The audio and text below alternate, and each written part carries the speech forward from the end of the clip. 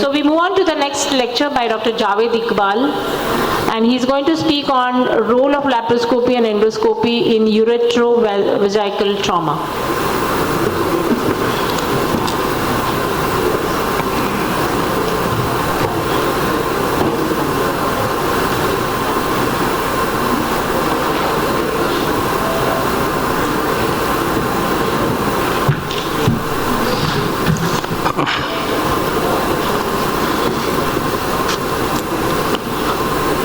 Good afternoon to the esteemed chairpersons. A special vote of thanks to Dr. Mishra, Professor Ashisha, Dr. Bhalla for organizing such a nice conference here. And definitely it's a really informative program. And the good thing is that most of the time I am feeling that there is a big lack in between the various specialties we are dealing today. There is definitely an overlapping between the gynecological works, in between the surgical works, in between the urological works which we are doing. So this organization, I really applaud that it is bringing that gap in between to be shortened and making the knowledge more accessible to all of us. Because it is just like a car which is having four parts. So until unless all those parts are all going together, we are not going to be able to run the car properly. So myself, I am going to give you a short introduction of myself. I am Dr. Javed Iqbal. I am a practicing laparoscopic surgeon and urologist both. I have done my MBBS MS from India and did my MCH from Royal College. And I love to go for these amalgamation stuff thing. I am running my own hospital in Varanasi, and there are a good number of fellows who have been trained under me. So seeing the good number of budding gynecologists and urologists who are here, in spite of the great surgeons here, so I am making it a made easy topic.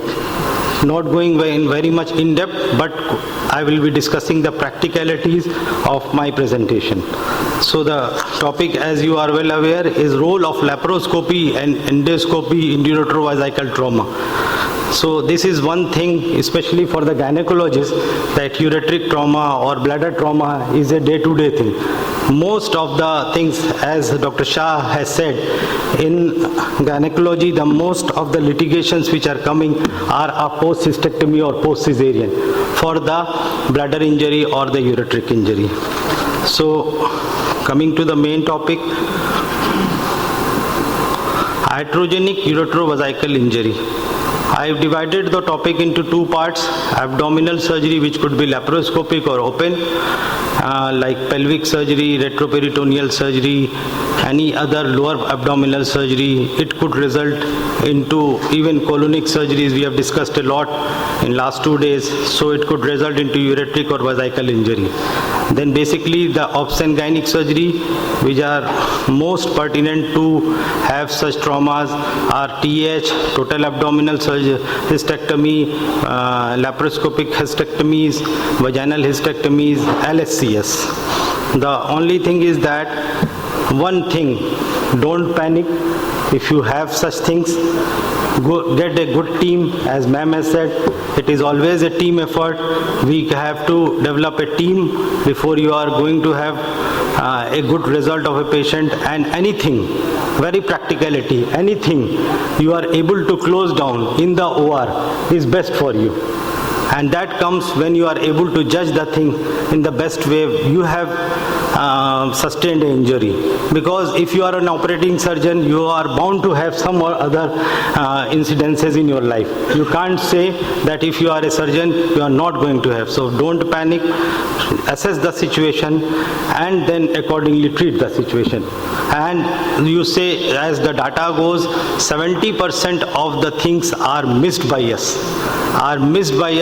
Basically because of the panicking situation. Close the abdomen, go ahead. That's not correct. It is better you get your team, you have a good anesthetist, you can extend the OT time, and you can treat it there and then. It is something similar to a hemorrhage. We are very much careful of hemorrhage. We are not careful of if we have damage to any special or vital organs. Maybe it is bowel, maybe it is ureter, maybe it is bladder. So accidental, as I said, the accidental part is abdominal trauma. If we are having any case of abdominal trauma, or if it is a pelvic trauma, most of the time we are thinking, this is more concerned with the surgeons. Most of the time we are thinking that a patient has fallen from height, had a road traffic accident, he may or she may have a ureterovesical injury. It is not correct. Most of the literatures are saying that penetrating wounds are the wounds which causes more of sort of ureterovesical injuries. So the thing again I will say, most of the time when the trauma occurs, we miss very small things. We are more concerned with other organs. Liver we are concerned, spleen we are concerned, bleeding we are concerned. We only see for hematuria. Only 44% of patients with ureterovesical trauma present with hematuria. You take it my words, you go through the literature, you will find the same thing. So it is not only the hematuria which is going to give you an indication that the patient is having a ureterovesical trauma. So definitely what comes again? Your clinical examination, your assessment. If there is a bruise in the flanks, if there is some urinoma formation, patient is becoming tachypneic, your RFT is getting deranged, definitely think of ureterovesical trauma. And accordingly, now I will be discussing in my later slides that how can you diagnose it and how the technology is going to help you in it. Relevant investigations, other than the routine battery of blood investigations and other things, 2 investigations I will suggest is good in the non-invasive segment. One is the CT scan, whether it is CT urography, if the RFT is normal, or a plain CT KUB or a whole abdomen CT may also help you in getting, like if there is some collection, if there is empty bladders, or if something is like that, you can know whether the patient has gone or not. Clinical examination, again I will suggest, whether it is PV examination, whether it is abdominal examination, can help you. A very simple office thing is ultrasonography. A specialized ultrasonography or even an office ultrasonography can help you to diagnose the case, because if there is collection in the flanks, if there is some urinoma formation, definitely ultrasound can help you to know about it. Now the main topic starts here. How can laparoscopy and endoscopy help us in ureterovesical injury? So you have been now acquainted, like if a patient, whether during the peroperative period, post-operative period, foreign trauma is there, definitely first investigations are the sonological, radiological investigation, blood investigations, and other. You have a instinct that this patient is having a ureterovesical trauma. So I have divided into 3 parts. Again, cystoscopy, ureteroscopy, and laparoscopy. These things can definitely tell you what kind of injury is there and how you will proceed. Cystoscopy, as again I will ascertain here that it is a bridging sort of investigation. We think, oh, cystoscopy, it could be done only by urologists. No, even a general surgeon should know how to do a cystoscopy if he is dealing with pelvic surgery. Even gynecologists are doing cystoscopy, as my present topic was done by sir, where it was clearly known that TOT, TVT, you need to do cystoscopy before finishing the TOTs and TVTs. So here you can see that cystoscopy is one thing. For VVF, it is an ideal investigation. You will be able to see the fistula, you will be able to assess the fistula, size of the fistula, and accordingly you can deal with the fistula, how to go ahead with it. Second is the ureteroscopy. Again, after all the investigations in this era of FSG, fluoroscopic guided surgeries and all those things, ureteroscopy is one ideal investigation to know whether there is any ureteric injury or not. You make it sure, whether it is a gynecological surgery, whether you are suspecting somewhat after a surgical approach. If your ureteroscope is able to pass up till the upper part of the ureter, if your RGP, retrograde pylography test, which could be done through the ureteroscope only, is able to pass, then you may be assured that there is no injury. It is a very simple concept, very straightforward concept. That will low down your panic. You will be very sure that no, nothing is there. It is just only your suspicion. And at that time, even if the things inside are good, you don't even need to put a DJ stunt or even don't need to put any sort of stunting. Laparoscopy, again, I will say, where you are suspicious of any injury to the bladder, whether it is a ruptured bladder, whether you want to see any leak of thing.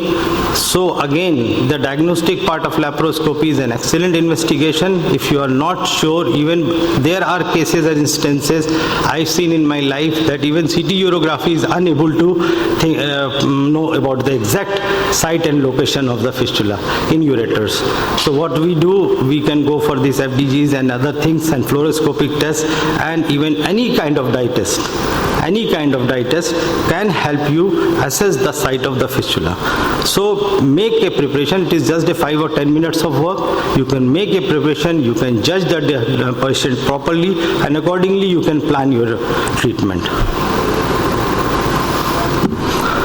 Again, the therapeutic part of cystoscopy, I will say, as the literature says, to 10 to 15% of all the bladder fistulas which are less than 2 centimeter may heal spontaneously with the help of varied kinds of drugs like antimuscarinics or other bladder relaxation drugs. So even you can, if you are sure, if as the pad test says that the wetting is less than 1 pad or 2 pad in a day, so at least you can put a catheter, make patient sterile, urine sterile, and give antimuscarinics, and you can leave this patient for 4 weeks over a perurethral catheterization, and most of the times this fistula may heal. Especially I am talking of the vagico-vaginal fistula. Similarly, as far as ureteroscopy is concerned, first I will let you know that if you are suspecting a ureteric trauma, ureterovaginal fistula, so in that cases, if there is only contusion, if the fistula is less than 50% of the total diameter, then in those cases, just a simple ureteroscopy and over a soft guide wire like Terimo, you can introduce a DJ stunt and can leave the patient.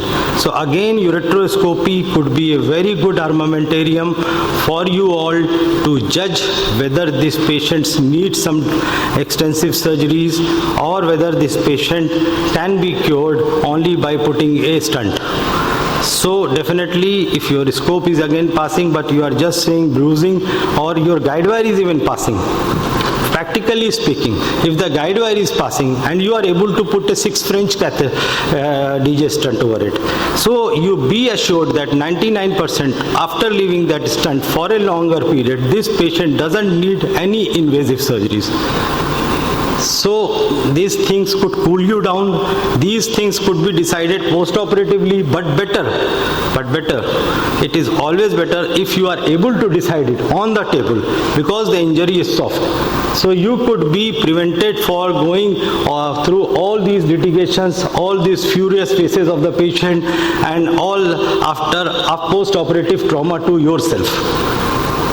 So it's a big learning that don't panic. You can call your surgeon. There is a lot of time, half an hour, 1 hour you can wait.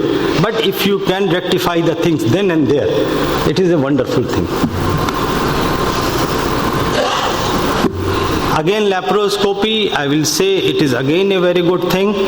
Even like post-op, if you are going with laparoscopic surgery for like TLH and other things, if you are going for any colonic surgery and you are suspecting there, then and there, you can go for these fluoroscopic tests. You can know there is a urinary leak. So then and there you can repair it. Afterwards also, laparoscopic therapeutically is now the call of the hour. So if you are able to do good laparoscopically the things, then definitely you can repair any kind of fistula. I have seen good videos of Dr. Mishra sir repairing VVF. So it's wonderful thing. VVF now, all the studies says that healing chances with laparoscopic approach is much better than the open approach. Whether you go for any kinds of surgery, transvaginal, transabdominal, through and through, whatsoever.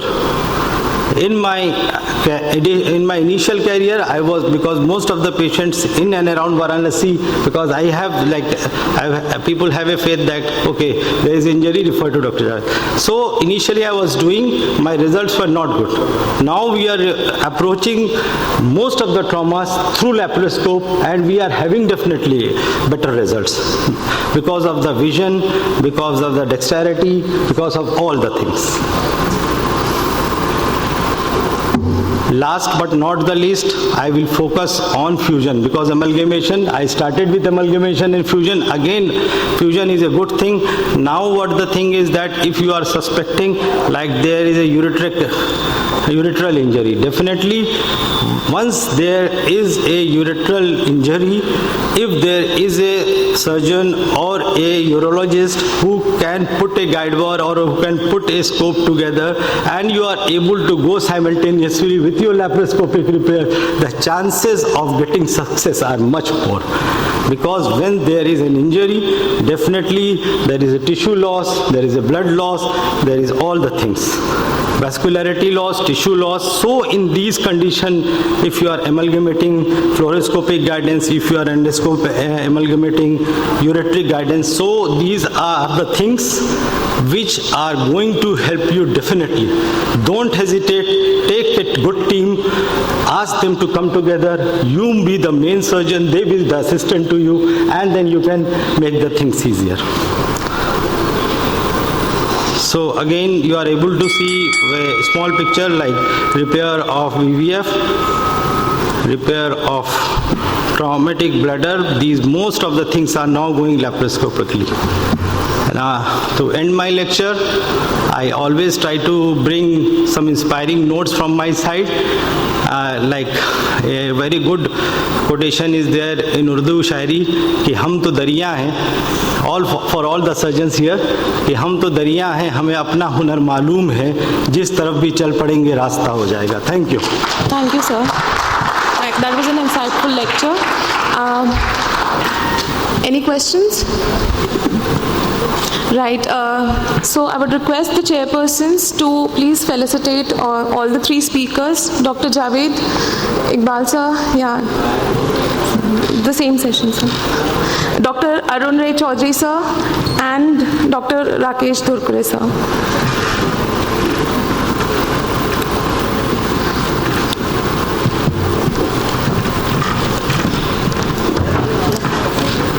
A round of applause for the speakers, please. Thank you so much.